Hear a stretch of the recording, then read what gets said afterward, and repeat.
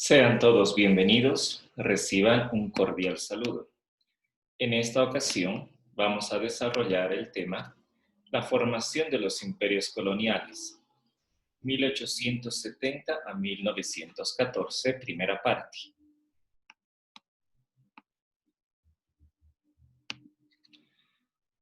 Tendremos tres grandes periodos de análisis.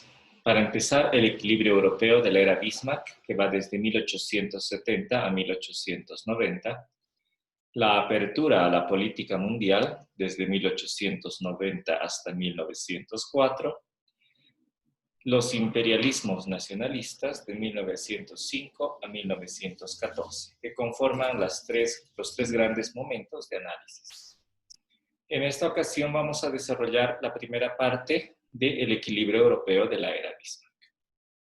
Bien, en este periodo vamos a encontrar que hay dos imperios hegemónicos, Gran Bretaña y Rusia, que van a luchar por la supremacía mundial. A la vez, surgirá el segundo imperio alemán como la tercera gran potencia, y va a ser la época del auge del colonialismo y de los nacionalismos. Bien, empecemos hablando del equilibrio europeo de la era Bismarck. Como habíamos mencionado, existen dos grandes imperios en pugna, luego que analizaremos enseguida. Luego veremos la crisis otomana en los Balcanes y dejaremos para un siguiente video el reparto de África. Comencemos entonces a ver a los dos grandes imperios en pugna. En primer lugar, el Imperio Británico. Como ustedes podrán ver, el Imperio Británico se originó en un territorio muy pequeño, que es el que estoy marcando ahora, las Islas Británicas, al norte de Europa.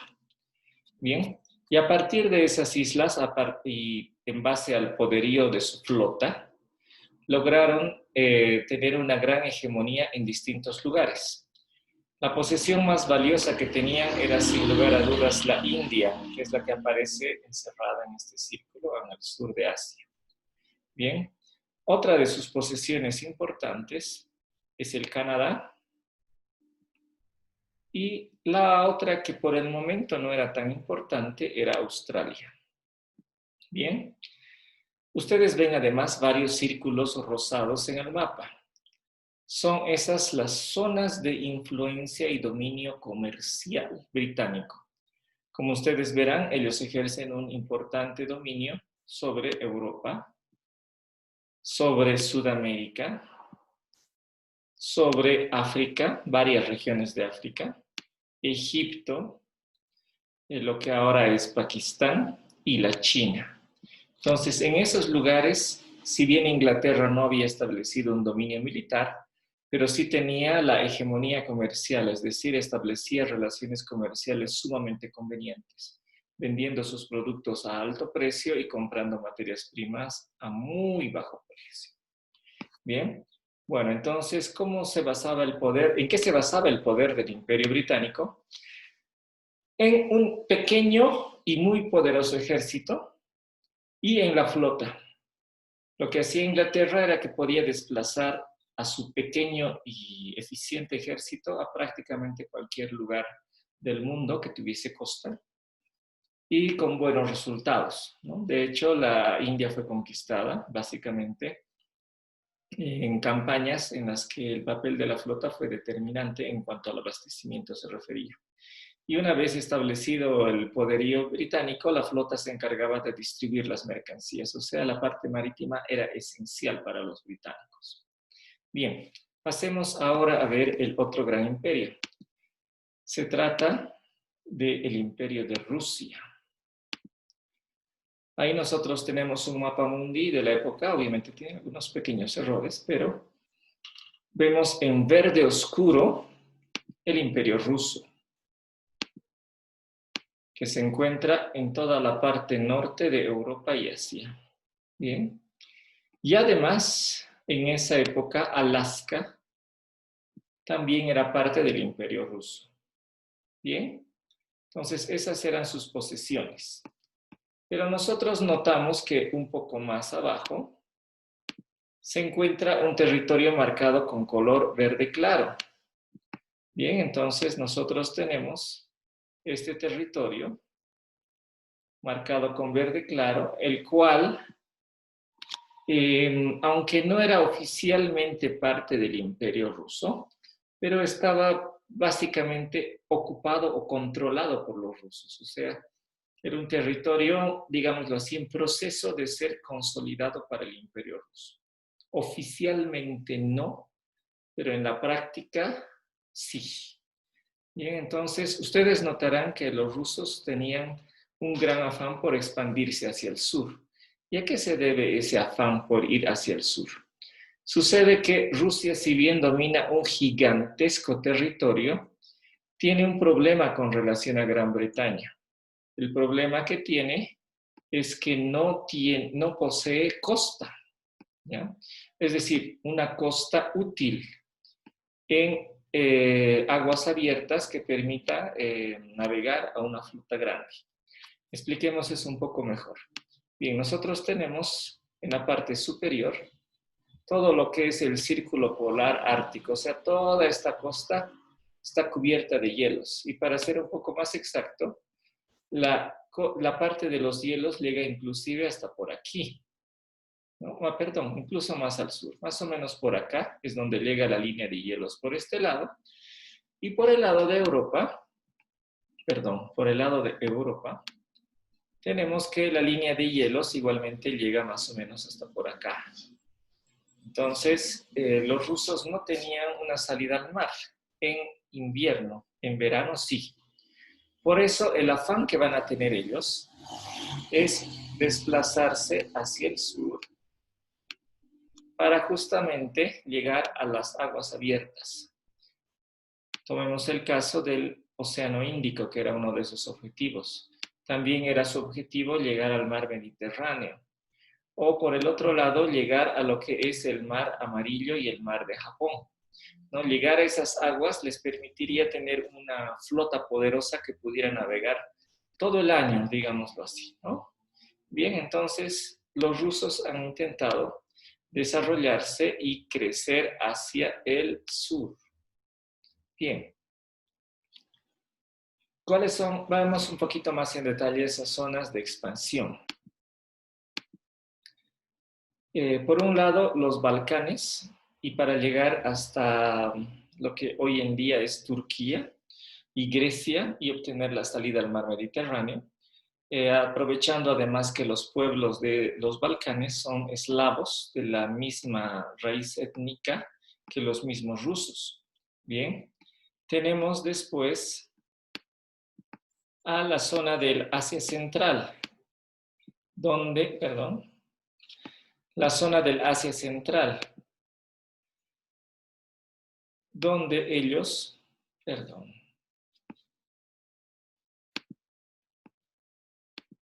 como les decía, la zona del Asia Central, la cual es, donde se encontraba Irán, que era un imperio que estaba empezando a estar bajo su órbita, y a partir de ahí obtenían la salida al mar Arábigo y al Océano Índico. Y finalmente la zona de mayor expansión es esta, China. China, un imperio muy antiguo que estaba sumamente debilitado y cuya parte norte prácticamente había sido ocupada por los rusos. Y es más, habría que decir inclusive que casi toda Siberia, es decir, toda la parte de más arriba, esta parte de acá, toda esta parte, también en algún momento era oficialmente China. Entonces, China perdió un enorme territorio en manos de los rusos.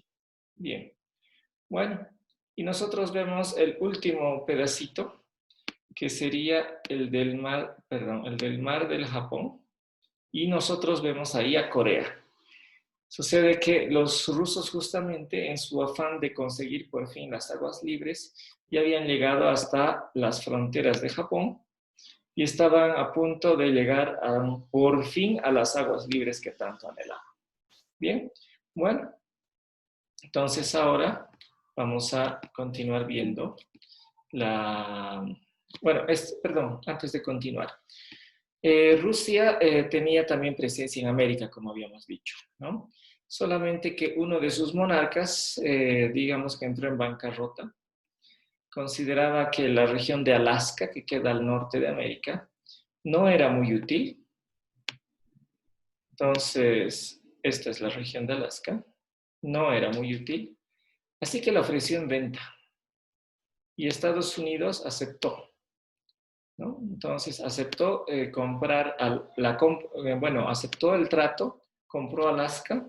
Imagino que es algo de lo que se arrepienten los rusos hasta el día de hoy, ya que posteriormente en la misma Alaska se encontró una gran cantidad de oro, de petróleo, lo cual hace que realmente haya sido una completa ganga esa venta. Bien, continuemos ahora. Veamos una cosa más. El África. Fíjense ustedes cómo está el mapa del África. Fíjense que hay algunos pocos países dibujados en los contornos, pero el centro de África no tiene divisiones. ¿A qué se debe eso? A que en ese entonces África no había sido conquistada por los europeos y están marcadas ahí solamente las posesiones europeas. Al norte, obviamente, el Imperio Otomano, ese sí tenía una presencia antigua, ¿no? De siglos, pero el resto era prácticamente pequeños reinos, en algunos casos incluso podríamos decir tribus que tenían su propio territorio y estaban en pugna unos contra otros, ¿no? Y en todo caso estaban completamente fuera de la influencia europea. Bien, nosotros vamos a ver en una próxima clase que justamente el territorio de África va a ser motivo de una división y conquista por los europeos, un poco después. Bueno, continuemos con el equilibrio europeo de la era Bismarck. Vamos a ver ahora la crisis otomana en los Balcanes. Aquí tenemos el territorio de los Balcanes. Voy a retroceder un momento para que veamos de qué territorio estamos hablando. Nosotros tenemos, vamos a ampliar, mejor dicho, este espacio de acá. Fíjense el que estoy marcando en el mapa, ese es el territorio que nosotros vamos a ver ampliado enseguida. ¿Listo? Bueno, ahora sí pasaremos a analizar lo que estábamos viendo. La zona de los Balcanes estaba controlada por el Imperio Otomano, lo que está en color verde. En color azul aparece una parte de esa región que se llama Grecia, la antigua Grecia de los filósofos, ¿no? Bien, entonces era una partecita del Imperio Otomano. Y para esta época surgió algo que se llama nacionalismo.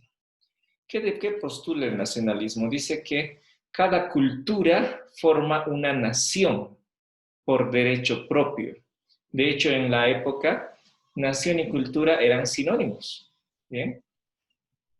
Incluso en América se manejaba de esa manera nación y cultura como algo propio hasta fines del periodo colonial, como algo sinónimo, mejor dicho, antes del periodo colonial. Bien, entonces, ¿qué decían los nacionalistas? Decían, por ejemplo, si soy griego, decía, todos los que hablan griego se identifican con la cultura griega, somos griegos y merecemos tener un país para nosotros mismos donde nosotros decidamos qué hacer con nuestra cultura, con nuestro pueblo, con nuestro territorio. Bien, esta idea de que cada pueblo merecía y debía tener su propio territorio, su propio país, su propio estado, hizo que quisieran independizarse de los turcos. Y entonces se desarrolló una guerra de independencia donde con ayuda de los británicos, los griegos consiguieron liberarse de los otomanos. Bien, ese era un primer territorio que logró separarse de Turquía. Pero poco después, el año 1875, se produce una sublevación en Bosnia y Herzegovina, bien, que igualmente buscaba separarse del Imperio Otomano. Y también ese año se subleva Bulgaria, ¿no? En el caso de Bulgaria estaba mucho más claro una unidad étnica En el caso de Bosnia, no necesariamente había una unidad étnica. Incluso nosotros sabemos que a fines del siglo XX hubo una importante guerra ahí por motivos étnicos, ¿no? Que también tendríamos que decir tienen sus raíces nacionalistas en los conflictos de este periodo. Bien, poco después se va a sumar a la sublevación Montenegro y también Serbia. Se suman ambos territorios y ustedes notarán que en este año de 1875 esa región empieza a entrar en fuerte convulsión, ¿no? Bueno, ¿cuáles eran las causas? No solamente era la ideología nacionalista, sino que los turcos también cobraban bastantes impuestos a la población que no fuera musulmana. Y en esos territorios justamente eran mayormente cristianos, ortodoxos, ¿no? Y entonces pagaban altos impuestos. Y eso obligaba a los pueblos, bueno, los tenía muy descontentos, ¿no? Por razones, en este caso, religiosas, a lo que se suma el nacionalismo y también al deseo de no sufrir económicamente y buscar, digamos así, una autonomía. Bien. Bueno, ¿qué van a hacer los turcos? Van a contraatacar, van a mandar a su ejército, estaban muy cerca de su capital, los cuales vencen rápidamente a los búlgaros y a los serbios, ¿no? Aquí tendría que haber acabado prácticamente lo grueso de la rebelión, pero en ese momento empiezan a atacar los rusos, porque ellos se sentían, bueno, tenían un pretexto para ir a buscar su salida al mar abierto y además ayudar a los pueblos de esta región que compartían la misma religión cristiana ortodoxa y además el mismo origen étnico, pues eran eslavos. Entonces, ante esa situación, los rumanos se unen a la rebelión, son apoyados por los rusos, eso pueden verlo en la parte superior. Aquí se encuentra Rumania, y ustedes notarán en las flechas azules que están los rusos yendo a atacar a los turcos. Bueno, se van a encontrar los turcos y los rusos en Bulgaria, mientras que la flota rusa va a ir a tratar de atacar la capital turca justamente para salir al mar abierto. Bueno, esta guerra, como les dije, parecía que no iba a tener grandes consecuencias internacionales. Pero, ¿qué hubiera pasado si es que Rusia ganaba? Bien, si Rusia ganaba, obviamente iba a lograr salir al mar abierto. Y eso Inglaterra no lo podía permitir, porque teniendo una poderosa flota Rusia, iba a ser una tremenda amenaza a su poder. Olvidé mencionar una cosa importante. ¿Cuál era la base de poder de Rusia? ¿Cómo lograba tantos territorios? Tenía el ejército más grande del mundo, ¿no? Podía llegar a movilizar millones de hombres, lo cual es realmente una cantidad impresionante de recursos, ¿no? Que ningún otro país estaba en condiciones de poder igualar. Bueno, ¿qué va a pasar? Los turcos, contra todo pronóstico y con un poco de ayuda británica, logran vencer a la flota rusa. ¿Bien? ¿Y qué va a pasar en tierra? Que los rusos van a ganar y van a lograr avanzar y conquistar Bulgaria. Es decir, ya tenemos 4 regiones que se han prácticamente separado de Turquía: Bosnia, Herzegovina, Montenegro, Rumania y Bulgaria. Bien, y ahí tiene lugar en 1878 la derrota de los turcos en la batalla de Shipka. Una cosa que hay que decir es que tanto rusos como turcos cometieron muchos errores y ganó el menos peor, digamos así, porque realmente fue una tras otra de equivocaciones. Cualquiera hubiera podido obtener una victoria total, pero fueron tantos los errores que finalmente se inclinó la balanza del lado ruso. Bien, ante esa situación con los ejércitos turcos muy cerca de la capital, se produce un avance de otros pueblos, ¿no? O sea, empiezan prácticamente todos los pueblos eslavos de la región a atacar a Turquía. Los griegos entran a la lucha. Los montenegrinos y los serbios entran también en la batalla para obtener cada quien un pedazo grande del imperio turco, que se veía que ya no tenía ejército operativo y estaba prácticamente desmoronándose.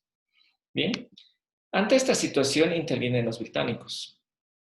Justamente les preocupaba que Turquía desaparezca como Estado, pero bueno, eso era lo que decían, pero lo que realmente les preocupaba era que los rusos lleguen al mar abierto, lo que tanto temían como amenaza a su hegemonía mundial. Entonces se convoca una conferencia en Berlín, donde las grandes potencias se ponen de acuerdo en qué es lo que van a hacer, ¿no?, en los Balcanes, ¿no? Porque decían que era peligroso que todos entren a la batalla de todos contra todos. Se daban cuenta que una guerra total, por así decirlo, entre Austria-Hungría, Inglaterra, Rusia, por controlar la región, podía estallar, iba a ser muy costosa. Entonces, deciden hacer un reparto ordenado de los Balcanes. Bien, es decir, dejar que esos territorios, Bulgaria, Rumania, Serbia, Bosnia, Herzegovina y Montenegro, obtuvieran su independencia de Rusia, perdón, de Turquía, ¿no? Pero que a cambio Rusia no se apodere de esos territorios, que queden como países independientes, ¿no? Y dejarle a Turquía un buen pedazo en compensación, digamos, como indemnización para que acepte. Y además, ahí y poco después, unos años después, los tres emperadores, que eran los de Alemania, Austria, Hungría y Rusia, deciden hacer un pacto para mantener la situación, es decir, mantener ese territorio repartido de esa manera, ninguno de los tres meterse al territorio a causar conflictos, y ante todo era una forma de evitar la guerra entre ellos. Bien, ahora vamos a ver en el mapa el Imperio Alemán, que está resaltado en verde. Les comentaba ya al principio de la clase que Alemania era de reciente creación. De hecho, se crea en 1871. Antes de esa fecha existían en esa región varios reinos, ducados, principados, etcétera, germánicos independientes. ¿Y cómo se produce la unificación? Deciden hacer una alianza defensiva entre todos y Francia les ataca, entonces se consolida, inicia una guerra entre los estados germánicos contra Francia, que ganan los germánicos y a partir de la victoria deciden consolidarse como un solo estado. Bien, y se forma el Segundo Imperio Alemán. Bueno, como ustedes notarán en esta situación cambiante de la política, donde hemos visto que los Balcanes eran, que les diría, una región donde ganaba el más fuerte y se enfrentaban todos contra todos, era una amenaza para Alemania, porque podía darse el caso de que franceses, austrohúngaros, rusos, británicos decidan atacarlos y decidan fragmentarlos nuevamente. Entonces, la intención fundamental de los germánicos en este periodo era, mientras ellos conseguían consolidarse como país, integrarse vialmente, económicamente y fundamentalmente desarrollando un ejército suficientemente fuerte, no meterse en ningún conflicto. Y ante todo, establecer fuertes lazos diplomáticos con los principales países del mundo. Bien, el primer pacto que realizan es con Austria, Hungría e Italia y forman una alianza entre los tres, la Triple Alianza. ¿Y en qué consistía? Estos tres países, Italia, Austria, Hungría y Alemania, estaban conformados por, digámoslo así, eran multinacionales, ¿no? En el caso de Italia había más unidad, pero de todas formas habían zonas regionales que no querían pertenecer al Reino de Italia, ¿no? Tenían amenazas, por así decir, de que partes de su territorio se fragmenten. En el caso de Austria-Hungría era mucho más, porque eran 10 pueblos diferentes, o sea, 10 culturas diferentes que conformaban el imperio, ¿no? Y en el caso de Alemania había un poco menos, ¿no?, de división, pero igual era un país, digámoslo así, realmente un bebito de país, ¿no? Que podía ser que dentro de un año o dos ya no estuviera ahí. Bueno, también por favor presten atención a la zona de los Balcanes, que es esta, la que acabamos de revisar. Fíjense cómo aparece Rumania, aparece Bulgaria. Bien, aquí tenemos a Grecia que expande su territorio, ¿no? Aquí tenemos a la región de Serbia y Montenegro.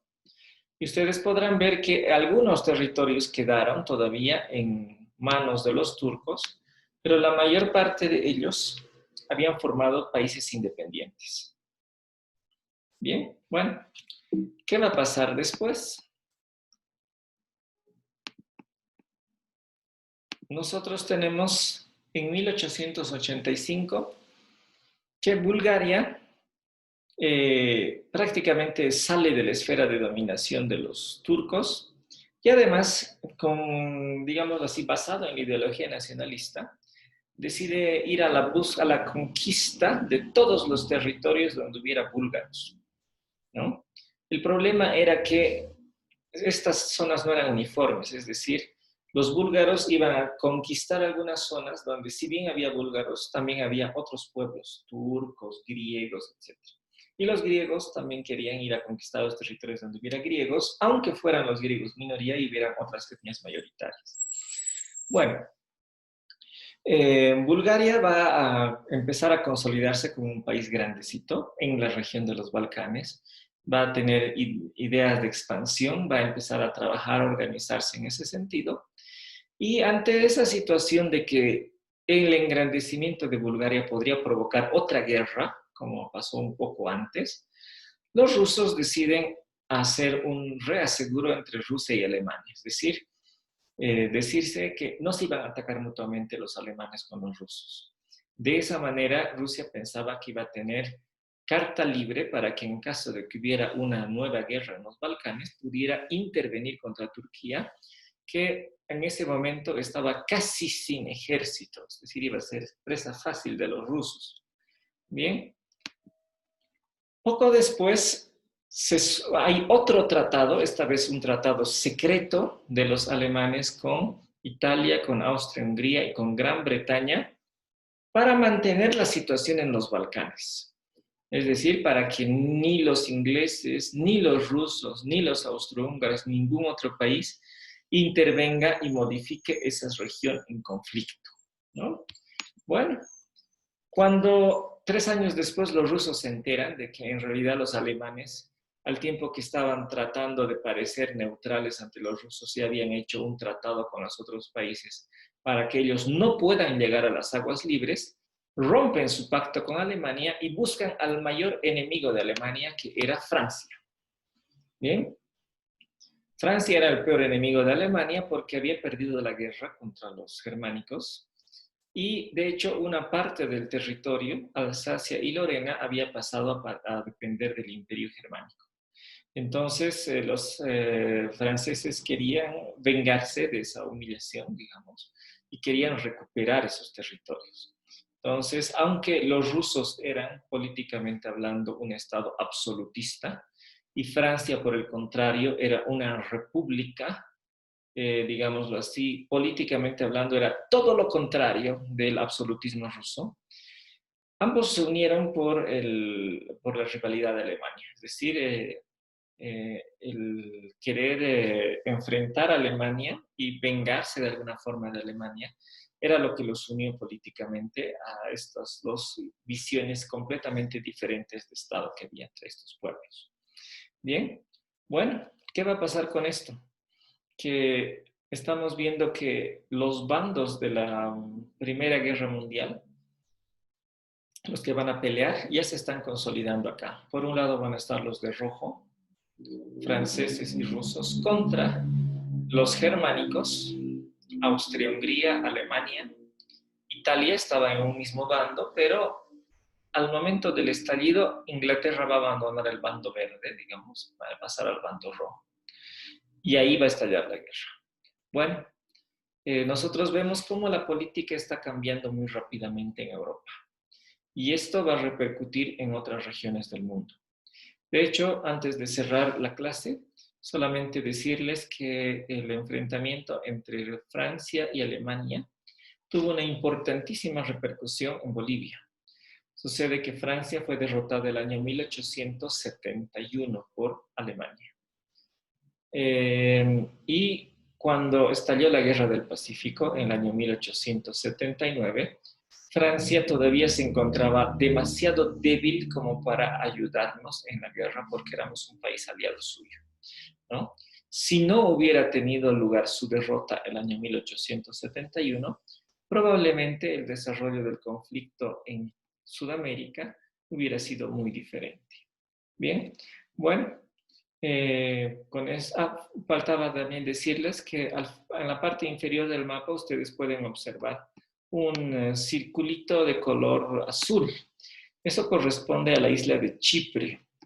Esta isla estaba controlada por los británicos. ¿Y por qué la controlaron? Justamente porque temían que si es que los rusos lograban finalmente llegar a las aguas libres, entonces podrían ellos, de alguna forma, desde esta región de Chipre, bloquear el acceso de los rusos al mar abierto, trancarles, digamos, tener una flota estacionada acá que pudiera contrarrestar la presencia rusa y ante todo defender la región de Egipto que se encuentra un poco más hacia el sur. Bien, con eso terminamos nuestra clase. Muchas gracias por su atención y los invito a visitar mi portal académico, cuya dirección ven ustedes más abajo, donde tengo subidos varios artículos de investigación y, bueno, es fácil, no necesitan copiar toda la dirección, solamente pongan Mario Castro Torres en el buscador Google y academia.edu. Muchas gracias por su visita.